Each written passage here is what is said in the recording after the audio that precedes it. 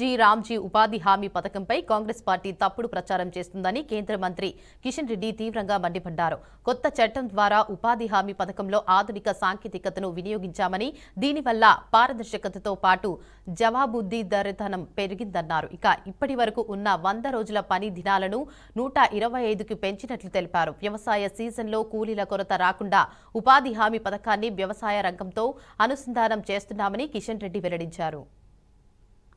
అన్ని రాష్ట్రాలలో కూడా అన్ని రాష్ట్రాల రాజధానుల్లో జీ రామ్జీ ఏదైతే కేంద్ర ప్రభుత్వం అనేక సంస్కరణలతో అనేక మార్పులు చేర్పులు చేసి దేశానికి, పేద ప్రజలకు, వ్యవసాయ రంగానికి మరింత మేలు చేయాలి అనేటువంటి ఒక ఉదాత్తమైనటువంటి లక్ష్యంతో తీసుకొచ్చినటువంటి పథకం గురించి మీ ద్వారా ప్రజలకు తెలియజేయాలని చెప్పి పార్టీ ఆదేశించింది.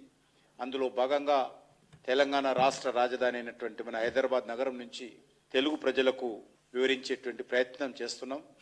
ఎందుకంటే ఒక తప్పుడు ప్రచారం, మేమేదో ఈ యొక్క గ్రామీణ ఉపాధి హామీ పథకం తీసుకొస్తే దాన్ని నీరుగార్చేటువంటి ప్రయత్నం చేస్తున్నారు అనేటువంటి ఒక తప్పుడు ప్రచారం ఈరోజు కొన్ని ప్రతిపక్ష పార్టీలు చేస్తూ ఉన్నాయి.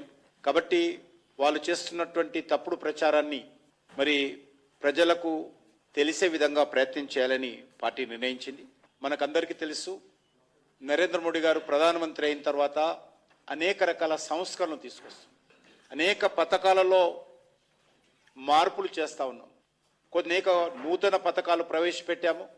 ఇప్పటికే అమల్లో ఉన్నటువంటి అనేక పాత పథకాల్లో వచ్చినటువంటి అనుభవాలు, వచ్చినటువంటి ఫలితాలు, వాటన్నిటిని కూడా జాగ్రత్తగా పరిశీలించి ప్రజలకు, దేశానికి ఉపయోగపడేటువంటి అనేక మార్పులు తీసుకురావడం జరిగింది. అందులో జిఎస్టీ, ఈ రకంగా అనేక పథకాలు, జిఎస్టీ తీసుకుంటే కూడా పన్నుల విధానంలో మార్పు తీసుకొచ్చాం, బడ్జెట్ ప్రవేశపెట్టడంలో మార్పులు తీసుకొచ్చాం, గ్రామీణ ఆర్థిక వ్యవస్థ మెరుగుపరచడం కోసం మార్పు అన్ని రాష్ట్రాలలో